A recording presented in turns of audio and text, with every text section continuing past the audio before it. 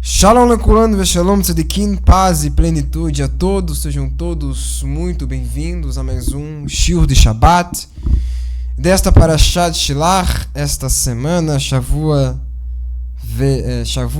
Leshilach, destino judaico de 5.786, na Parashat de Shilach Lecha, a qual está regendo a nossa semana.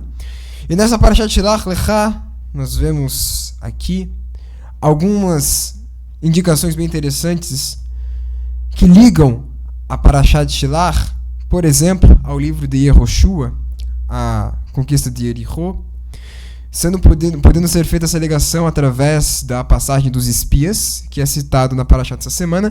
Então, por isso, vamos fazer o shiur hoje sobre este tema, sobre a ligação da Parashat Shilach, a ligação da Parashat Shilach Lecha, mais especificamente do capítulo 13, verso 21, com o capítulo 2 dos Neviim, do livro de Yehoshua, capítulo 2, que fala sobre a conquista de Jericó.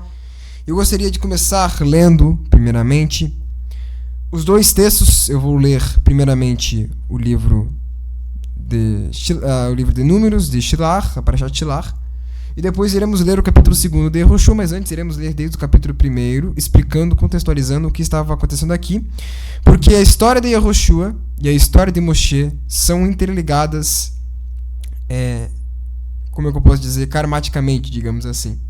Eu já vou explicar isso, o porquê, e o porquê que a conquista de Jericó tem tanto a ver com a passagem dos espias na Parashat Shilach. Bom, vamos lá. Primeiro vamos ler Shilach.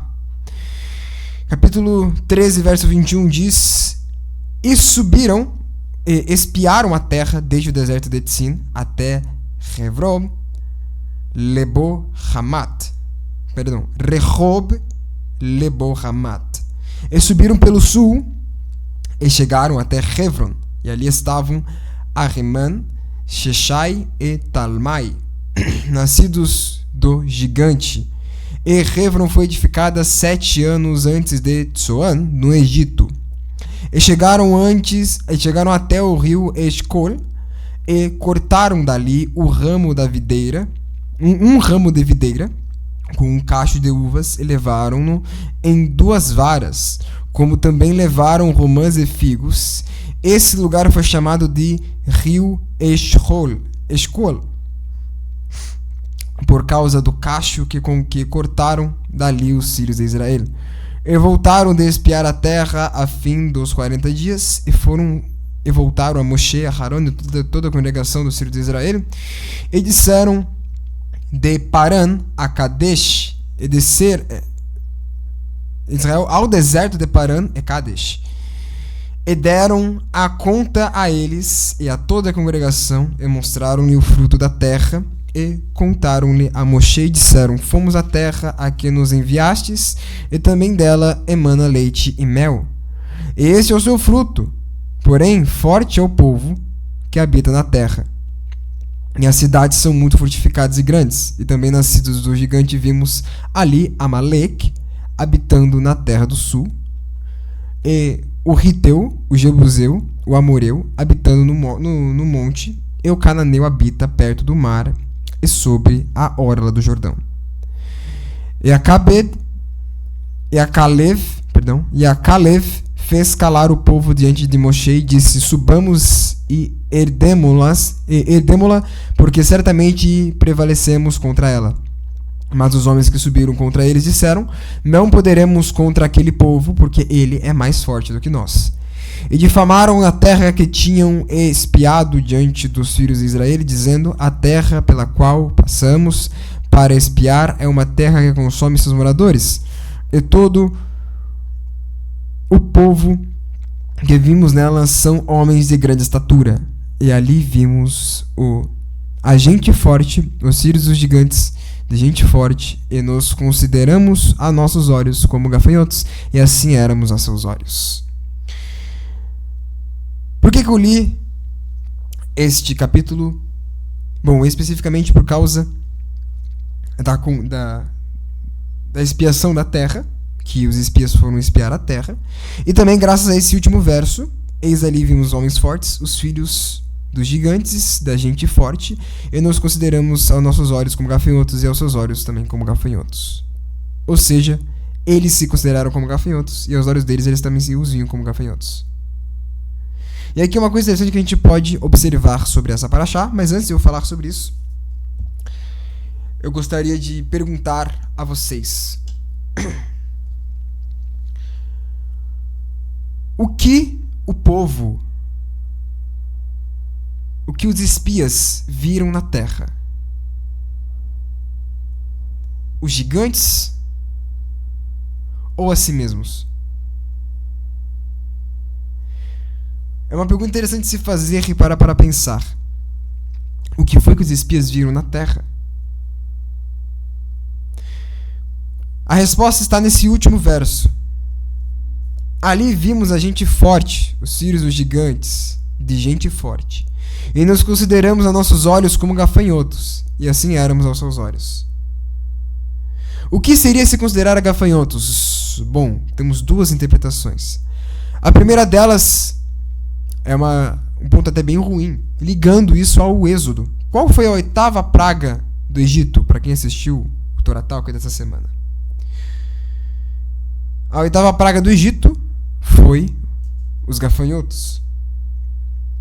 E esses gafanhotos destruíam a terra.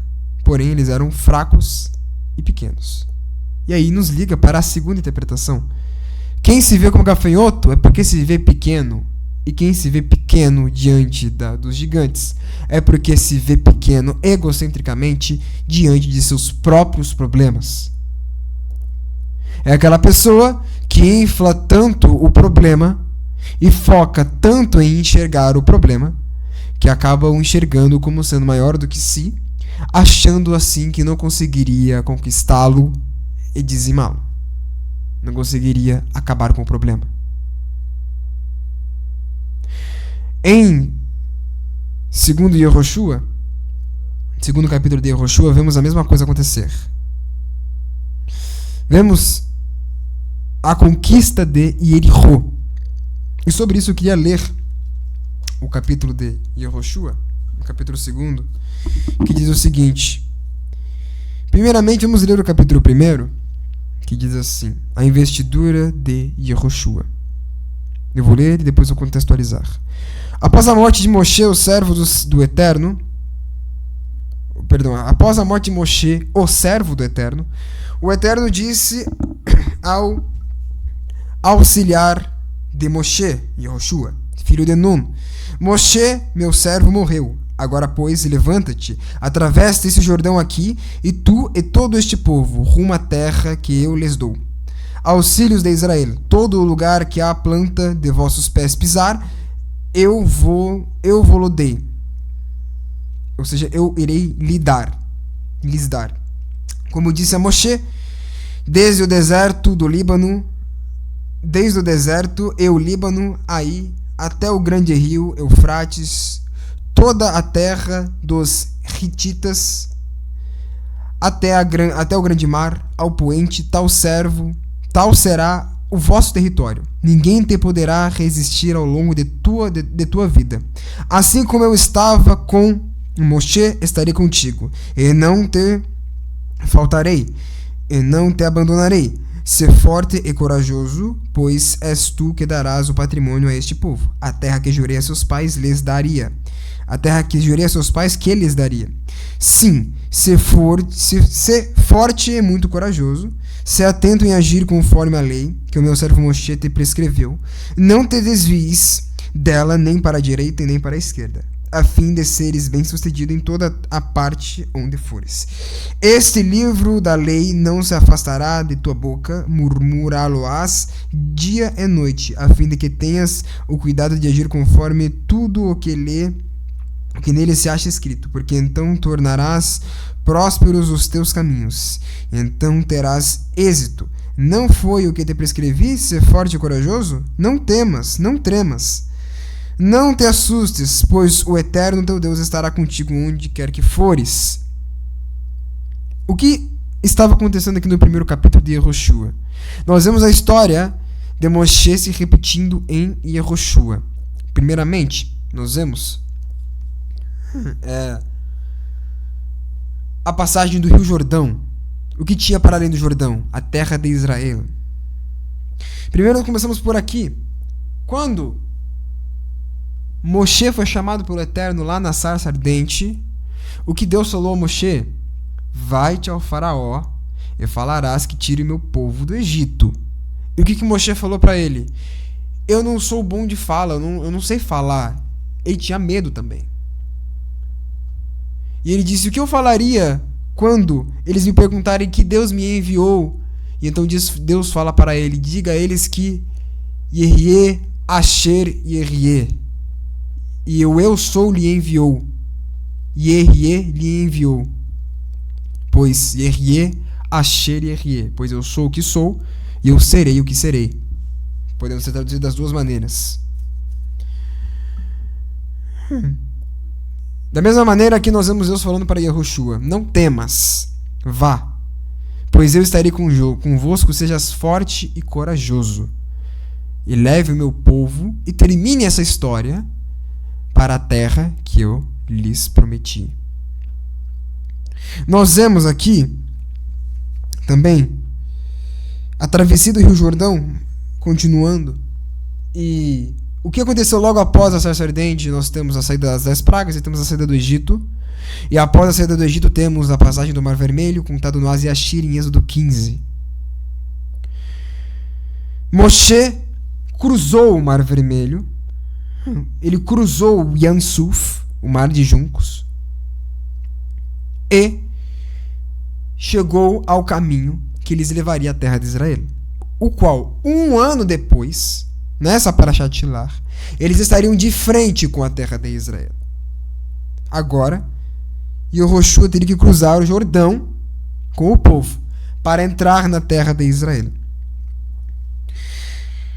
E aí no versículo 10 do primeiro capítulo de Yehoshua nos diz, então Yehoshua ordenou aos escribas do povo, percorrei o acampamento e dai a esta ordem do povo, preparai provisões, pois daqui a 3 dias atravessareis este Jordão, aqui para entrar na posse da terra cujo domínio o Senhor vosso Deus vos dá. A seguir Yehoshua assim falou aos Ruvenitas, aos filhos de Reuven, aos Gaditas, os filhos de Gad, e à meia tribo de Menashe. Lembrai-vos da ordem que vos deu Moshe, o servo do Eterno, o Senhor vosso Deus, que vos conceda repouso, e ele vos deu esta terra. Vossas mulheres, vossas crianças e vossos rebanhos ficarão na terra que Moshe vos deu do outro lado do Jordão.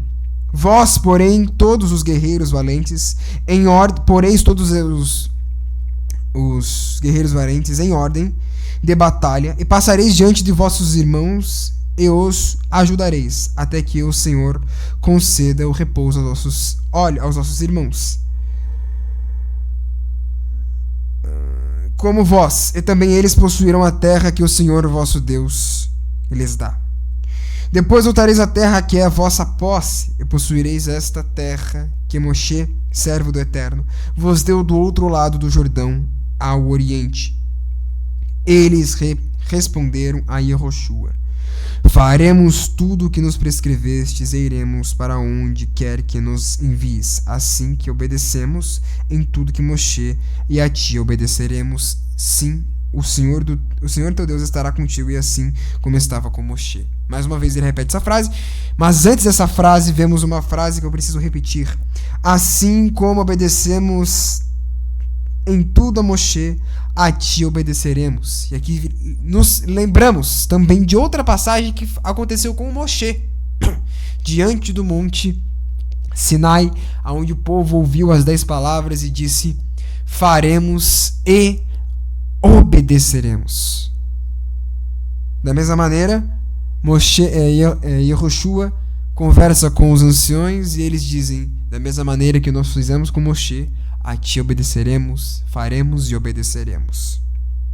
Todo aquele que é rebelde de tua voz, não obedecer às tuas palavras em tudo o que tiveres mandado, serás morto, sim, ser forte e corajoso. Tudo isso aconteceu da mesma maneira que aconteceu com Moshe, e da mesma maneira aconteceu agora com Yehoshua. Também mais para frente vemos Yehoshua tendo a mesma experiência da sarça ardente para com que Moshe teve para com Yehoshua. mas não com uma sarça ardente, mas agora com um anjo do Eterno que fala diante dele. E manda que Yehoshua tire suas sandálias e se ajoelhe perante ele para que ele possa falar com Deus. Da mesma maneira, Moshe Rabbeinu fez com a sarça ardente quando tirou suas sandálias e pisou, pois Deus disse: a terra que tu pisas é santa. Tirou então as sandálias de vossos pés e conversou com a sarça ardente, que poderia ser a ele mesmo. E aí fica a pergunta: será que Moshe Rabbeinu estava conversando consigo mesmo ou estava conversando com o fogo que emanava com a voz que emanava da sarça? Será que a voz que emanava da sarça era a sua própria voz ou era a voz do Eterno? Ou será que a voz do Eterno era a sua própria voz? A voz que emanava de sua alma, a voz que falava com ele de sua própria psique. Da mesma maneira, fica a pergunta se a mesma coisa não teria acontecido com Yehoshua, com essa passagem onde o anjo veio falar com ele. E da mesma maneira, ficamos nos perguntando, e na verdade já temos a resposta, na verdade, fica escrito que tudo o que aconteceu com Moshe aconteceu com Yehoshua, já que o verso começa: assim como eu fui com teu ancestral, com teu mestre Moshe, meu servo, assim serei contigo. E da mesma maneira foi, pois aqui na Parashat Shilach vemos Moshe enviando os espias e ele pergunta a Deus o que ele faria, e Deus fala: Shilach lecha, envia-te por ti. Não fala que foi por mim, envia-te por ti. E eu não estou contigo nessa, pois não foi o que eu mandei. Mas se você quer tanto, envia.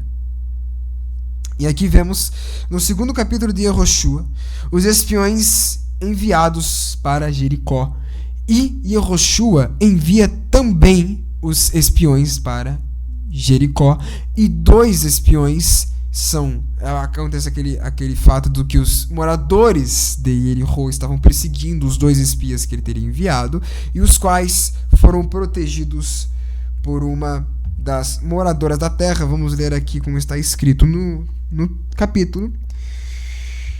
De Shittim, Yehoshua, filho de Nun, enviou 2 homens para espiar discretamente e disse: ide vê-lhes a terra de Jericó. Quais que foram os 2 espiões também da terra? Foram os 2 espiões que voltaram da terra de Israel junto com os outros 10, mas foram os únicos 2, os únicos 20% daqueles que voltaram falando bem da terra, que eram ele mesmo, Yehoshua, e seu amigo Kalev, cuja palavra em hebraico pode significar cão, mas que também significa aquele segundo o coração, Kalev. E já que o cachorro é o melhor amigo do homem, da mesma maneira, Kalev, que era segundo o coração, era segundo o coração de Deus, e era o melhor amigo de Deus. Ele entendeu antes mesmo da teoria ter sido criada e conseguiu chegar ao estado da ressonância cognitiva divina, entrando em ressonância com o mesmo pensamento que o Eterno. E ele disse aqui: ide ver-lhes a terra de Jericó. E eles foram e entraram na casa de uma prostituta chamada Rahab. E ali pernoitaram, ou seja, dormiram, e anunciou-se ao rei de Jericó, de Jericó: eis que os homens, filhos de Israel, entraram aqui esta noite para explorar a terra. Então o rei de Jericó mandou dizer a Rahab: manda sair os homens que vieram a ti, os que entraram na tua casa, pois foi para espiar toda a terra que vieram. Mas a mulher tomou os 2 homens e os escondeu. A seguir disse: sim, esses homens vieram a mim, mas eu não sabia de onde eram.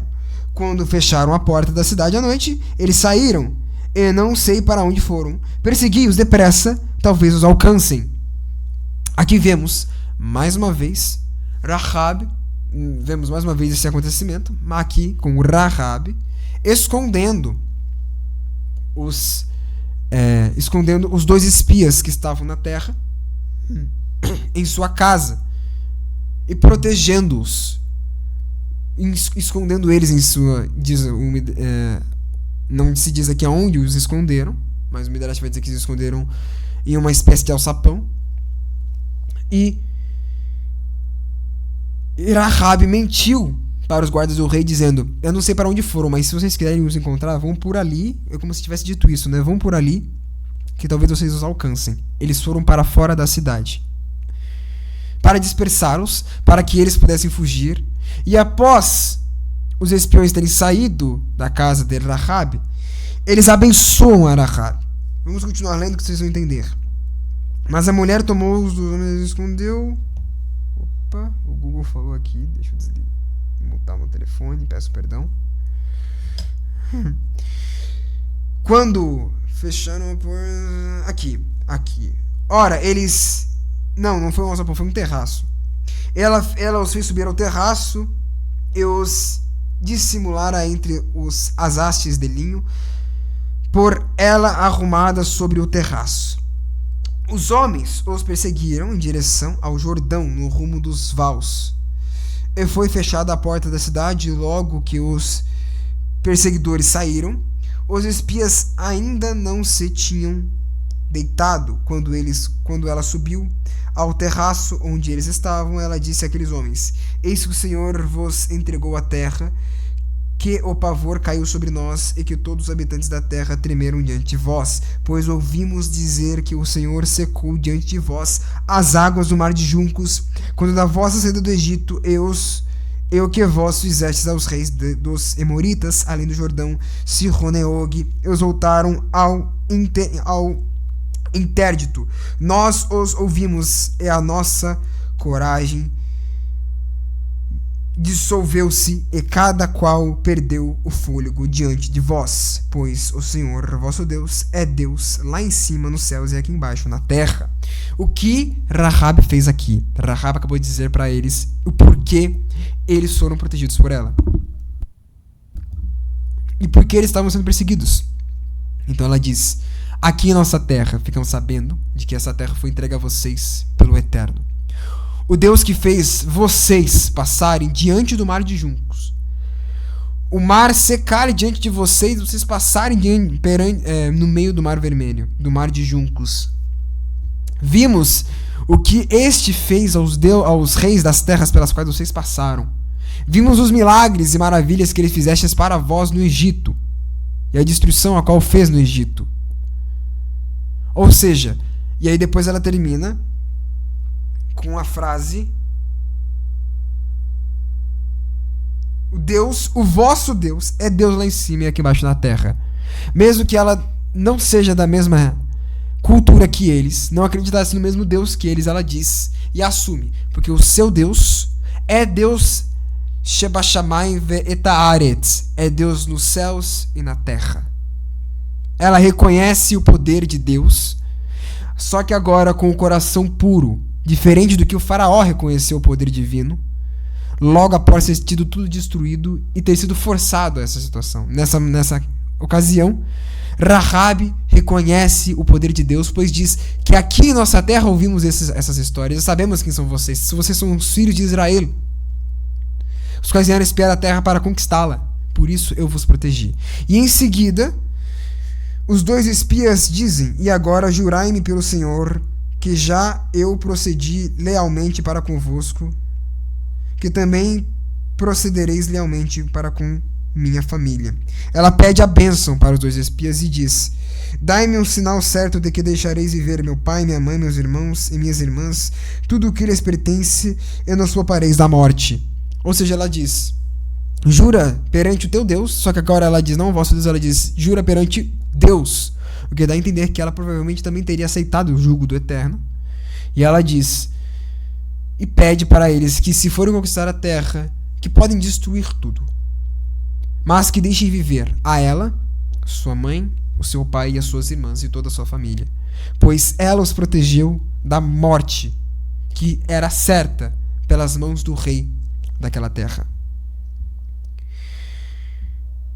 Vemos isso acontecer de novo na Parashá de Shelach, quando os espias vão e chegam à terra e voltam dizendo que a terra não era boa e que tinham gigantes lá, mas Yehoshua e Caleb vêm e dizem que a terra era boa.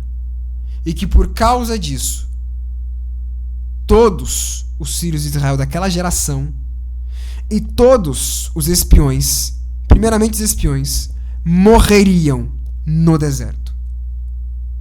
Aqueles espiões, é dito na Torá, que eles morreram pelas mãos dos céus, que desceu uma praga dos céus, e estes os consumiram naquele mesmo e exato momento. E que todos os filhos de Israel morreriam no deserto. peregrinando pelos próximos 40 anos. Similar, de acordo com o Rashi, aos 40 dias que eles passaram dentro da terra. E aos 40 dias e 40 noites que Moshe passou lá em cima no Monte Sinai, da mesma maneira agora eles passariam 40 anos andando no deserto. Os 40 anos andando no deserto, e que ali nesses 40 anos eles morreriam, e apenas a próxima geração, dos 21 anos para baixo, viveriam. E estes são quem herdariam a terra, tirando Yehoshua e Caleb. Porque até mesmo Moshe, Miriam e Aharon morreram no deserto. Apenas Yehoshua e Caleb continuaram a peregrinação. E agora vemos antes Moshe e Yehoshua, agora Yehoshua e Caleb. A dupla que também continuaria seguindo o caminho do Jordão. Vemos aqui Yehoshua também tendo sua vida poupada Yehoshua e Caleb tendo suas vidas poupadas da morte por terem entrado na terra e voltado dizendo coisas boas, e que eles venceriam, pois Deus estava com eles, diferente do que os outros estavam fazendo.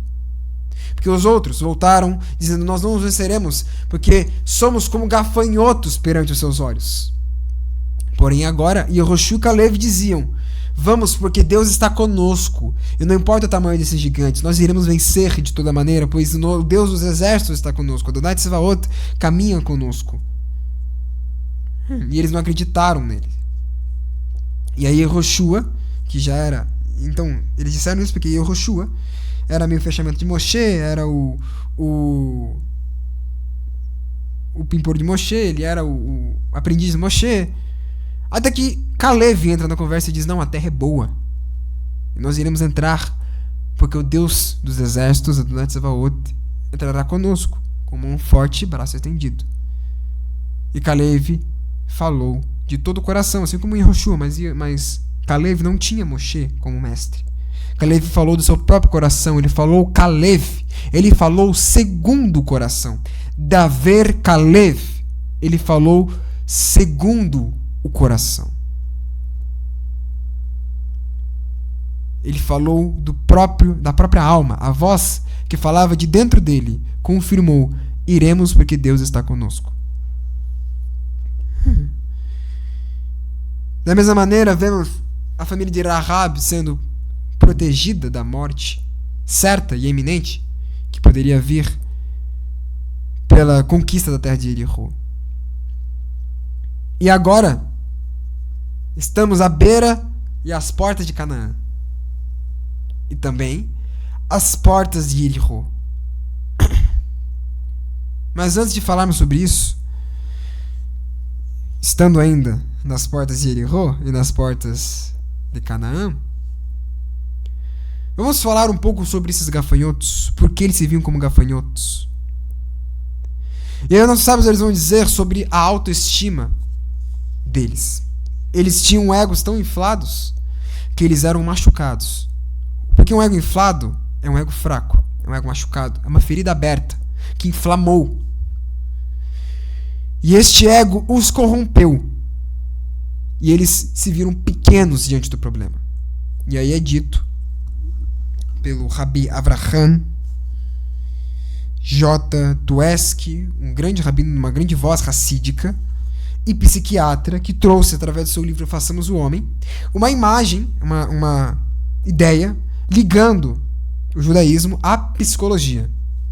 E ele diz nesse livro, nos primeiros capítulos deste livro, nos primeiros 5 capítulos desse livro, ele vai dizer: os primeiros 5 capítulos são a autoestima do estilo de vida da Torá, a distorção da imagem que cada um faz de si, o medo e rejeição, a autoestima, humildade e vaidade, a necessidade de agradar uns aos outros e a passividade, e a autoestima estará já mais pra frente, aí vemos outras questões sobre a autoestima, as origens da baixa estima, enfim, são vários capítulos que falam sobre a autoestima, mas o primeiro capítulo que eu queria ler é o capítulo sobre a distorção da imagem de si, na página 5. E ele vai dizer o seguinte: embora algumas pessoas talvez tenham consciência de que estão sofrendo de baixa autoestima, muitas não o percebem. Ao falar do problema da baixa autoestima, não me refiro apenas a uma subestimação de si mesmos, mas especificamente a um sentimento de negatividade a respeito de si próprio, que é injustificado e não fundamentado em fatos. Muitos são conscientes de que têm pouca autoconfiança e de que nutrem sentimentos de inadequação, mas eles acreditam que tais sentimentos são justificados, pois estão convencidos da realidade de suas inadequações. Muitas vezes esta percepção é incorreta e a baixa autoestima e pouca autoconfiança são na realidade infundadas. Já comprovei como é difícil libertar as pessoas dos conceitos equivocados que entretêm a respeito de si mesmas. Uma pessoa que vê um objeto qualquer diante de seus olhos tem absoluta certeza de que ele está ali e possui aquelas características de forma e cor.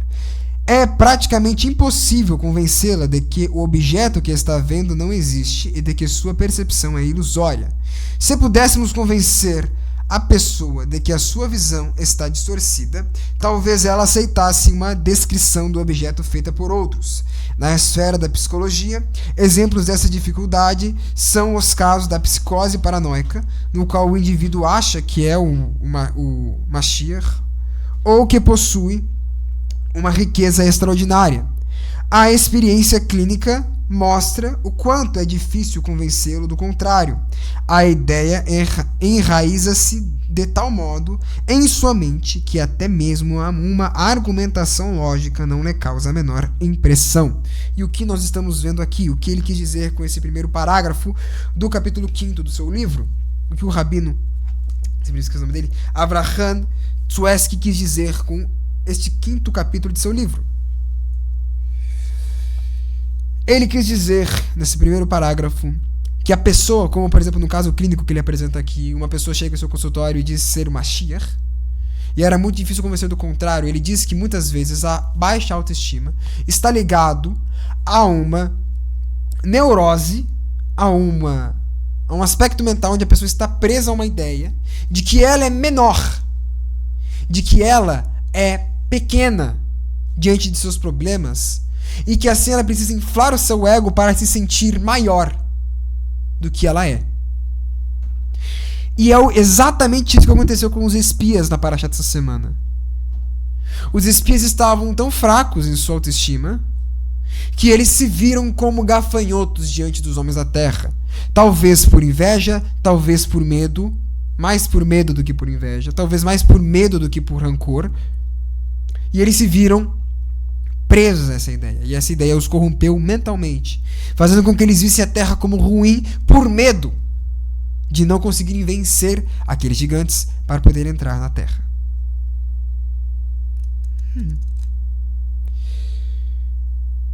E aí nós temos, aí ele diz isso sobre a ilusão da grandeza. Tais casos de ilusão da grandeza são pouco comuns, mas o mesmo não se dá com os sentimentos negativos ilusórios. Muitas pessoas se consideram inferiores aos que são na realidade e estão plenamente convictas da vaidade de suas percepções. As opiniões de outros, em contrário, e até mesmo evidências concretas de suas qualidades, têm pouco ou nenhum impacto. Não é raro encontrarmos pessoas que logo admitem que sofrem de baixa autoestima, mas elas insistem que este sentimento é justificado, pois se consideram realmente inadequadas de uma ou outra maneira. E aí, ele vai ligar isso tudo ao que está escrito no capítulo 13, verso 33. Ele vai dizer: vamos dar agora um passo adiante à pessoa que observa um determinado objeto e tem certeza que todos os veem extremamente do mesmo modo. Primeiro, os espias viram o povo da terra e acharam, em sua arrogância, que todas as pessoas do povo também veriam da mesma forma e acreditariam neles. Talvez por um inconsciente coletivo dessa baixa autoestima coletiva, a qual os 10 espias estavam passando, eles teriam sido contaminados um pelo outro, pela irradiação dos pensamentos um do outro. E da mesma maneira eles teriam começado a pensar como uns aos outros. Mas o que importa é que eles tinham as suas autoestimas muito rebaixadas. E ele vai continuar dizendo: essa baixa autoestima, ela não duvida, essa pessoa na verdade que tem a baixa autoestima, ela não duvida da vaidade de sua percepção. E se está diante de uma mesa marrom, supõe que todos também estão vendo uma mesa marrom. De forma análoga, a pessoa que se considera tediosa, socialmente atrapalhada, pouco atraente ou antipática está convencida disso, sem a menor sombra de dúvida, de que é assim que os outros a percebem. Para ela, sua percepção é a realidade. Este mecanismo não é descrito somente nos textos da psicologia, mas pode ser encontrado também na Torá. Na saga dos espiões enviados a Canaã por Moshe, conta-se que eles relataram que os cananeus eram uma raça de gigantes. Parecemos a eles pequenos como gafanhotos, e assim éramos para com eles. Números 13:33 para Shatilar. O princípio está claramente expresso. Acreditamos que os outros não o veem da mesma forma como nos sentimos. O comentário do Rashi sobre este trecho vai mais longe. Nós os vimos, os cananeus, dizer: há formigas rastejando em nossas vinhas. O que seriam essas formigas rastejando em nossas vinhas? Eles disseram ao povo que eles ouviram dizer, como se fossem formigas rastejando em nossas vinhas, porque para eles eram tão pequenos como formigas, e viram eles pegando de suas uvas gigantes e levando para o povo com 8 pessoas carregando o cacho de uva, para mostrar ao povo quão grande eram os seres. Se era grande a uva desse tamanho, imaginam como era o tamanho dos seres daquela terra. Duas importantes percepções da psicologia aqui são estas. Estão contidas neste comentário. E ele vai comentar sobre isso à luz da psicologia e o quanto a psicologia pode estar presente dentro da Parashat Shilach. Alguém que se sente inadequado, alguém que se... onde eu estava? Aqui. Alguém que se sente inadequado acha que os outros notaram suas inadequações e a esses estão comentando. Segundo, sempre há uma intensificação dos sentimentos de baixa autoestima após se sentirem inadequados. Se sentirem pequenos como gafanhotos, os espiões logo imaginaram que estavam encolhendo até atingirem o tamanho de formigas.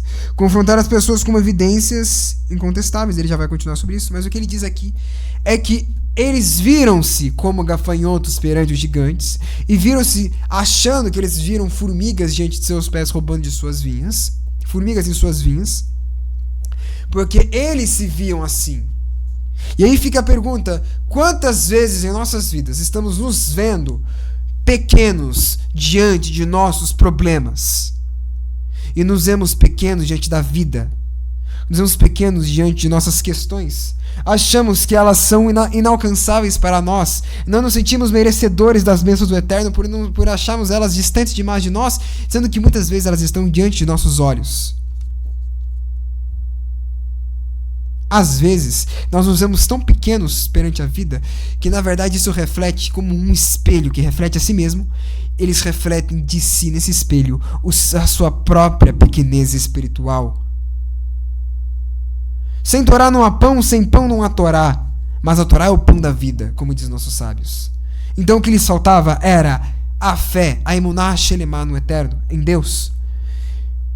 E foi o que Roshua e Caleb tinham, que disseram: vamos, porque Deus está conosco e Ele nos fará viver e vencer diante de nossos inimigos. E entregarão nossos inimigos de mão beijada para nós, porque o Eterno dos Exércitos está conosco.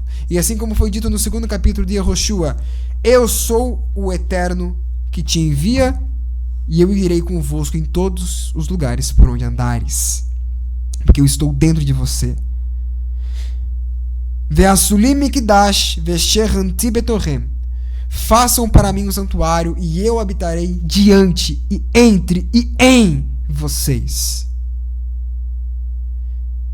E Deus estava habitando dentro de cada um de nós e está habitando dentro de cada um de nós e estava habitando dentro de Yehoshua. Por isso ele ia para onde eles iam. E é claro, por onde Yehoshua ia a Arca da Aliança, aonde presenciava-se a Shekhinat Hashem descendo sobre ela, que ia na frente. Quando a arca levantava, Moshe dizia: levanta-te, ó Eterno, e que teus inimigos se dispersem. Eles estavam com a arca. Eles estavam no deserto sendo mantidos pelos milagres do maná. Já viram colunas de fogo, colunas de vento. O fogo, em uma face ser fogo, outra face ser nuvem, diante dos egípcios. Viram o mar abrir, viram as águas de Mará serem adocicadas, viram as codornizas, viram vitórias para chegar até ali, e eles estavam com medo de entrar na terra de Canaã. Isso só mostra a fraqueza de seus corações, a pequenez que eles mesmos se enxergavam diante do Eterno e diante da terra, se achando tão pequenos para aquilo, como se eles não fossem merecedores. Eles estavam sendo, na verdade, ingratos. Eles não estavam, assim como nas codornizas, eles não estavam se sentindo merecedores da terra internamente. Estavam rejeitando a terra. Por isso, eles não eram merecedores de estarem ali. E por isso eles tiveram que andar por 40 dias e 40 noites. Por 40 dias e 40 noites não, tiveram que andar por 40 anos mesmo. Perdão, tiveram que andar por 40 anos. E morrerem no deserto. Eles não disseram: nossa, Moshe, você não nos trouxe no deserto para morrer? Não estava bom, não tinha sepultura no Egito? Pois é, de tanto falar isso, morreram no deserto. Foram enterrados no deserto. E apenas seus filhos viram a terra com Yehoshua e Caleb. E Moshe, que se deixou levar pela poeira da maledicência, que se deixou levar pela fagulha de Lashon Hará do meio do povo, este também morreu no deserto e não entrou na terra. Então, cuidado quando for olhar para os seus problemas. Não olhe com pequenez. Não seja mesquinho com os seus problemas. Enxergue a solução e não o problema. Junto com todo problema vem uma solução. Olhe para a solução, olhe para o problema, encare o problema, aceite o problema, agradeça pela solução escondida no problema, porque dentro de cada problema existe um sod, que é a solução deste problema, que se esconde na raiz do problema. Grande parte das vezes o problema já é a própria solução. E às vezes a solução não é para o teu bem, não. Às vezes a solução é para retificar alguma coisa que você deixou a ver. Às vezes a solução é um prejuízo. Às vezes o problema veio porque você deixou de fazer tzedakah, ou porque você deixou de ajudar o próximo, porque você deixou de se aproximar do Eterno, você deixou de estudar a Torá, porque você se afastou da presença divina, porque você se esqueceu de alguma coisa, porque você fez mal a alguém sem saber, consciente ou inconscientemente, como falamos no Tahanun após o Amidá e no Yom Kippur.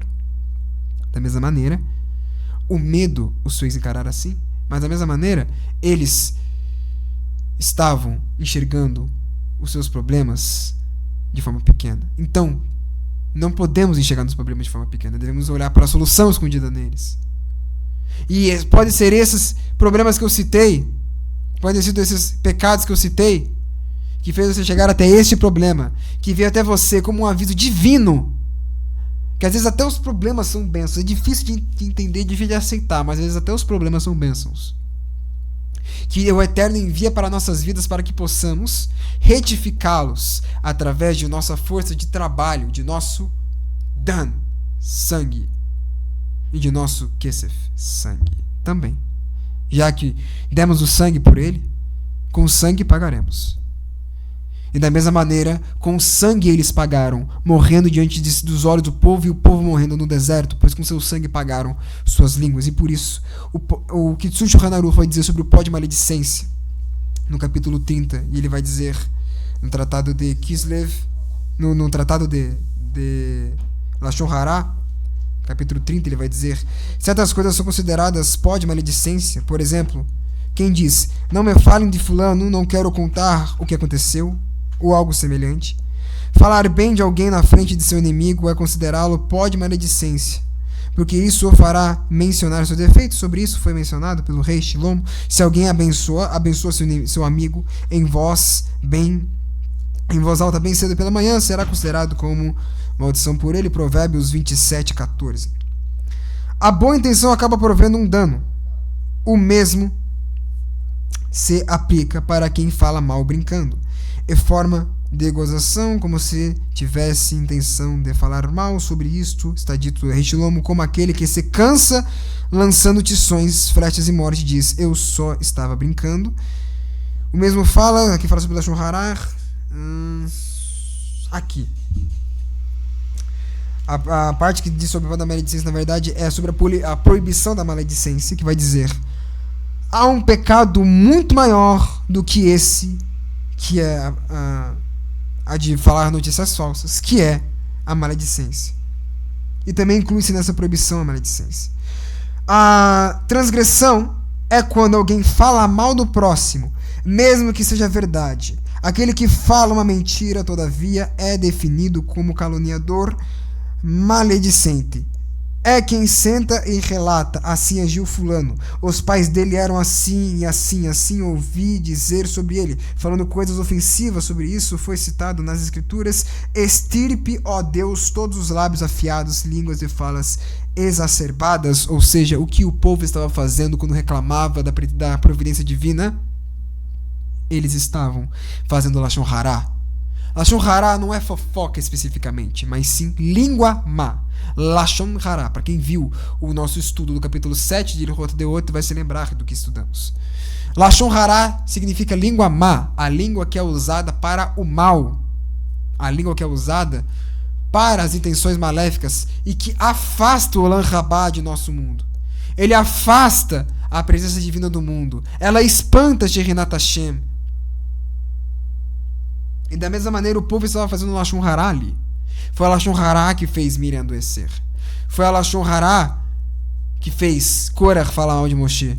Foi através da Lashon Hara que Korah falou mal de Moshe. Foi através da Lashon Hara que o povo reclamou da carne e Deus levou as codornizes. Porque a Lashon Hara é essa língua má que vem e traz esse senso de destruição, que afasta a retificação do mundo de Kunolam cada vez mais distante de nós. Deixa para cada vez mais distante a retificação do mundo. E para a retificação do mundo, precisamos primeiramente retificar os nossos lábios.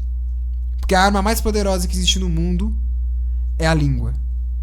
E se essa arma é tão poderosa, ela é possível de destruir países inteiros se for usada para o mal. Mas ela também é tão poderosa a ponto que ela pode reconstruir o mundo inteiro do zero se for usada para o bem, praticando atos de bondade, falando das mitzvot e criando uma sequência da Torá, como diz o Pirkei Avot. Então que possamos olhar para os nossos problemas com mais grandeza, entendendo que eles não são maiores do que nós, mas sim eles são menores do que nós. Eu não sou menor do que o meu problema, eu sou maior do que o meu problema. E eu preciso olhar para o problema e enxergar a solução escondida nele. Para que possamos derrubar as muralhas de Jericó, como no capítulo 3 de Yehoshua. E possamos, nossos olhos ser abertos através disso e enxergar que o problema não era tão grande assim. E que Deus entregou aquilo de mão beijada para nós, mas que isso precisou de muito suor e às vezes da retificação de algo, de alguma clipotonoga minha que ficou por ser retificada, por algum crédito que meu ficou para ser pago. É agora pago, a bênção é dada diante de nossos olhos. Certo? É isso, vou ficando por aqui. Agradeço você pela sua companhia, de ter estudado juntamente conosco essa Parashat Shilach, e nesse shiur que fizemos de Shabbat, muito gostoso, muito interativo, muito profundo que fizemos. Espero que vocês tenham conseguido absorver um pouco sobre isso, sobre a Parashá de Shilach, sobre as ordenações. E antes de terminarmos, eu queria ler um outro capítulo que eu fiquei de ler, eu esqueci, não posso esquecer desse capítulo, sobre o medo. O que fez os espiões não entrarem na terra, o que fez os espiões saírem da terra, e o que foi o sentimento que eles tentaram trazer, mostrando aquelas frutas para eles tentaram trazer o medo.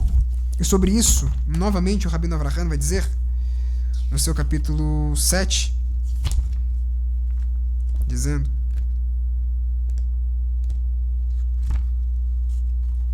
deixa eu pegar só qual que é a página aqui. 11. Capítulo 3 do seu livro sobre medo e rejeição. ele vai dizer, e também no capítulo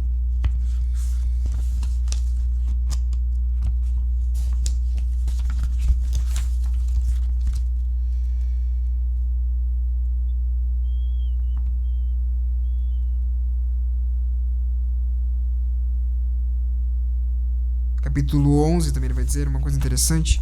Vamos ler primeiro o 11, depois nós... Vamos ler primeiro o terceiro, depois nós lemos o 11. Exemplo clássico de problemas. Ele vai falar sobre o medo e a rejeição. Exemplo clássico dos problemas ocasionados por uma imagem negativa de si é o solitário. O indivíduo que evita se relacionar com os outros. Ele tende a encontrar um emprego que lhe permita trabalhar sozinho. Ou seja, ele se sente isolado. A síndrome do solitário, a síndrome do excluído. Aquele que se exclui. E o que os 10 espíritos estavam fazendo? Eles estavam se excluindo do povo. Não estavam pensando em senso de unidade, não estavam pensando por eles, pelo povo, estavam pensando por eles mesmos, por si próprios. Foge das reuniões sociais e, quando não consegue evitá-las, tenta passar despercebido, mesclando-se com o papel da parede, como um camaleão que muda de cor para camuflar sua presença. Uma pessoa assim é afligida, pelo trágico infortúnio da solidão. Embora na verdade queira companhia, seus sentimentos de falta de valor levam-na a acreditar que, como ela rejeita a si mesma, também os outros rejeitarão. O que os graves defeitos de sua personalidade ficaram tão evidentes que ela certamente será insultada pelas observações ou reações das pessoas a seu respeito. Em consequência, ela renuncia à companhia que tanto deseja a fim de evitar a dor antecipada. Em outros casos, em vez de a imagem negativa de se levar ao isolamento, como estratégia para evitar a rejeição, a própria pessoa provoca a rejeição que tanto teme. Ou seja, na tentativa de evitar ser rejeitada, ela própria se rejeita. E ela própria acaba gerando essa rejeição de si para com os outros em sua própria mente. Às vezes nem existe essa rejeição. Mas ele acaba criando essa rejeição perante os outros.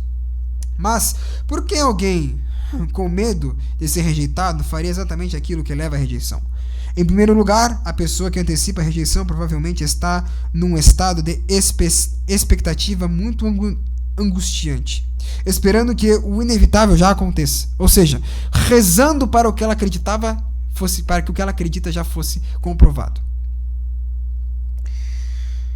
Por mais dolorosa que a rejeição possa ser, talvez seja mais fácil em termos emocionais ver tudo ter terminado, em vez de passar pela tortura de aguardar o inevitável.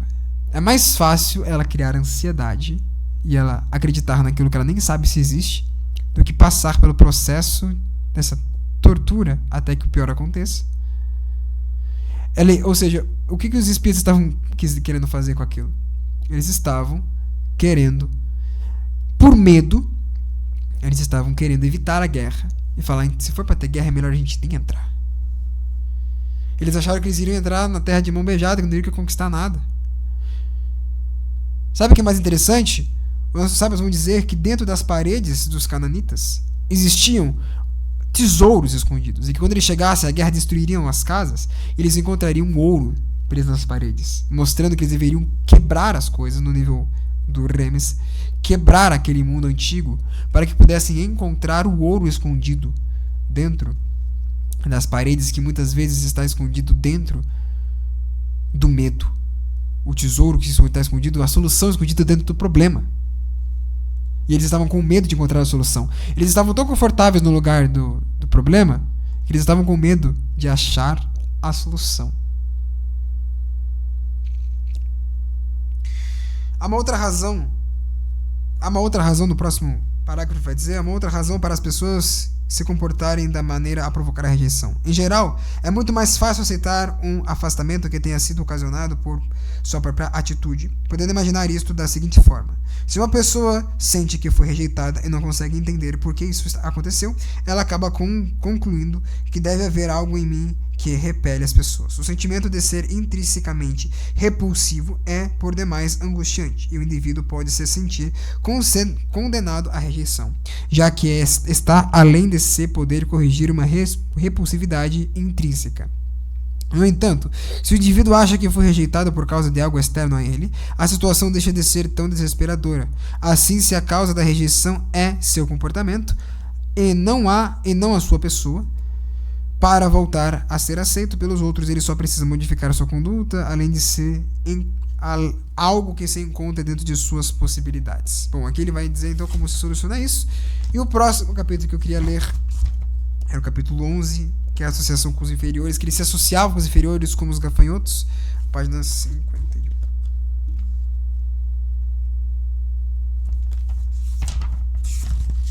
Vai dizer o seguinte: outra defesa patológica utilizada por pessoa que tem de si mesmas uma imagem negativa baseia-se no menosprezo de outros. Parece que denegrir a outros lhes conferem um sentimento de superioridade. Esta manobra não é apenas patológica, mas também trágica em vários sentidos. Em primeiro lugar, falar dos outros de forma depreciativa é um pecado grave, Lashon Hará, como já disse, severamente condenado pela Torá. Segundo, o sentimento doentio de superioridade assim obtido impede que a pessoa tome as medidas necessárias para a si mesma ou para descobrir suas próprias forças. Isto é análogo ao que ocorre com uma pessoa que se alimenta de calorias. Aí ele vai dizer alguns exemplos médicos, ele vai dizer no próximo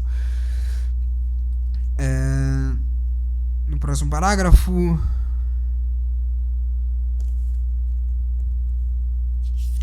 Ele vai contar uma história, uma parábola para explicar.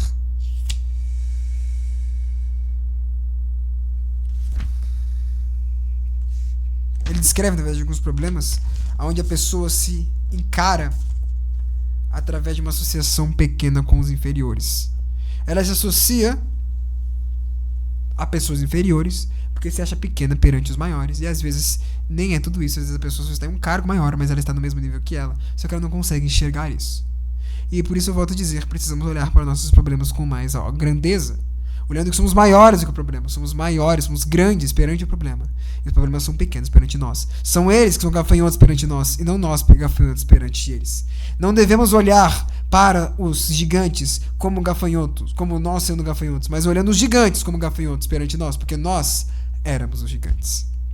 Eu vou ficando por aqui. Agradeço você pela sua companhia, agora sim, de ter ficado conosco nesse nosso shiur de Shabbat tão bonito, tão gostoso.